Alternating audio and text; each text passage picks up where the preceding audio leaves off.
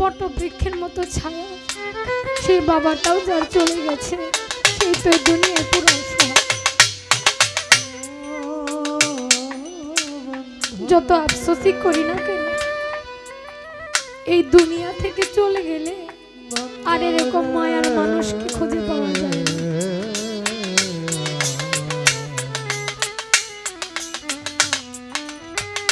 দাদার কণ্ঠে গান শুনলে হৃদয়টা এমনি শীতল হয়ে যায়। এমন একটা ব্যক্তি নাই যে বলতে পারবে যে উনার গান উনাকে দেখলে শান্তি লাগে না। এই গানে শেষ অন্তরায় বলেছেন, আর কত পুরেবে বন্ধু তুষেরি অনলে, শুনেলে রে পুরা দেহ তোরা পুরিস না শ্মশানে।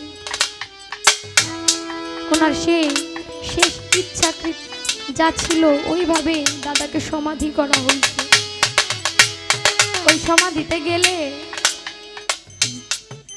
শুধু দাদা বলে ডাকতে পারবো, কিন্তু রিপিটার কোনো উত্তর পাবো না। একটা মানুষের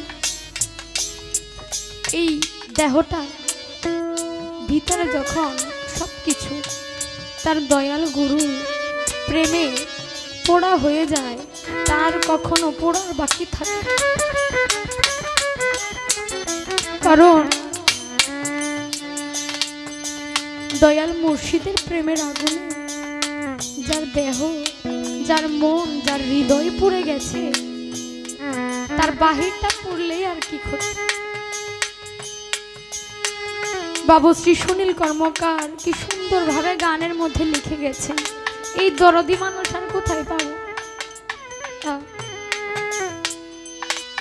সখী আর কত পরিবে সখী, আর কি কিছু পোড়ার বাকি আছে, যার ভিতর সহ পড়ে গেছে।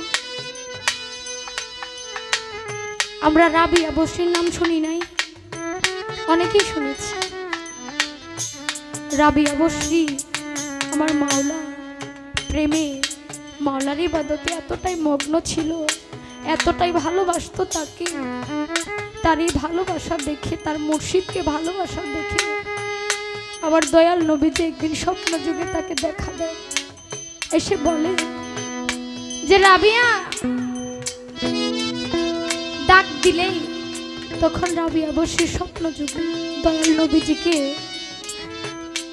দেখে জিজ্ঞেস করে যে হুজুর আপনি কে?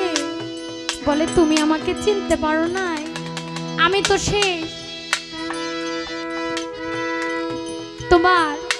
তুমি যার প্রেমে, যার মোহাব্বতে সর্বদাই রত থাকো, আমি শেষ পয়গাম্বর হযরত মুহাম্মদ সাল্লাল্লাহু আলাইহি ওয়াসাল্লাম। বলে হুজুর আমার ভুল হয়ে গেছে, আমি অধম, আমি আপনাকে চিনতে পারি নাই, আমাকে আপনি মাফ করে দেন। বলে তোমাকে একটা প্রশ্ন করি, তুমি তোমার গুরুকে, তোমার মুর্শিদকে, তোমার মাওলাকে কতটা ভালোবাসো? তোমার হৃদয়ে তার জায়গাটা কোন জায়গা? রাবিয়া বসরি এই কথা শুনে দুইটা চোখের জল ফেলে দিয়ে বলে, হুজুর যার ভিতরে আমার মাওলা আছে, একটা অস্ত্র বা কোনো কিছুর একটা বক্স থাকে না, এর ভিতরে তো একটা জিনিসই থাকে, বেশি জিনিসের তো এর মধ্যে রাখা যায় না। ঠিক ওই রকমই সেদিন রাবিয়া বসরি আমার নবীজিকে বলেছিল, আমি আমার মাওলাকে, আমি আমার স্রষ্টাকে আমার ভিতরে রেখেছি, এই আমি নামক আমার এই দেহ নামক খোলসটার ভিতরে রেখেছি, আর এই একটা দেহ ভাণ্ডের মধ্যে আমি আর কাকে জায়গা দিব?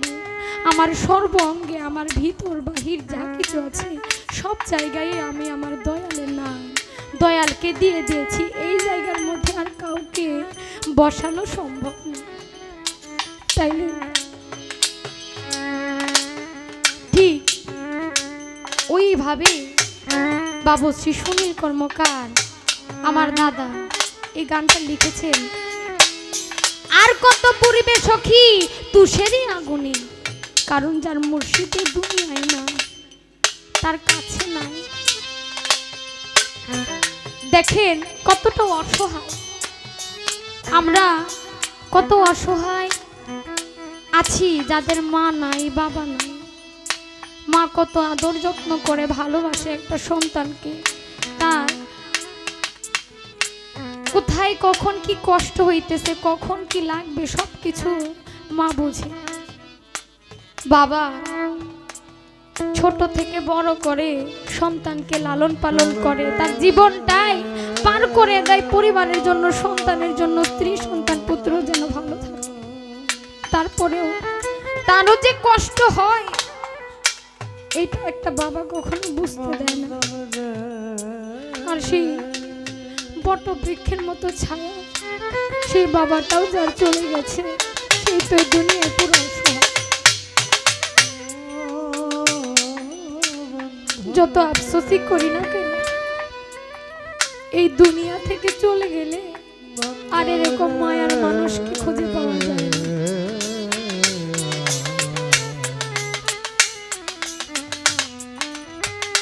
দাদার কণ্ঠে গান শুনলে হৃদয়টা এমনি শীতল হয়ে যায়। এমন একটা ব্যক্তি নাই যে বলতে পারবে যে উনার গান উনাকে দেখলে শান্তি লাগে না। এই গানে শেষ অন্তরায় বলেছেন, আর কত পুরিবে বন্ধু তুষেরই অনলে, শুনেলে রে পুরা দেহ তোরা পুরিস না শ্মশানে। ওনার সেই শেষ ইচ্ছাকৃত যা ছিল ওইভাবে দাদাকে সমাধি করা হয়েছে। ওই সমাধিতে গেলে শুধু দাদা বলে ডাকতে পারবো, কিন্তু রিপিটার কোনো উত্তর পাবো না। ও দরদি আর কত পুরিবে সখী তুষেরই অনলে গো আমার, তুষেরই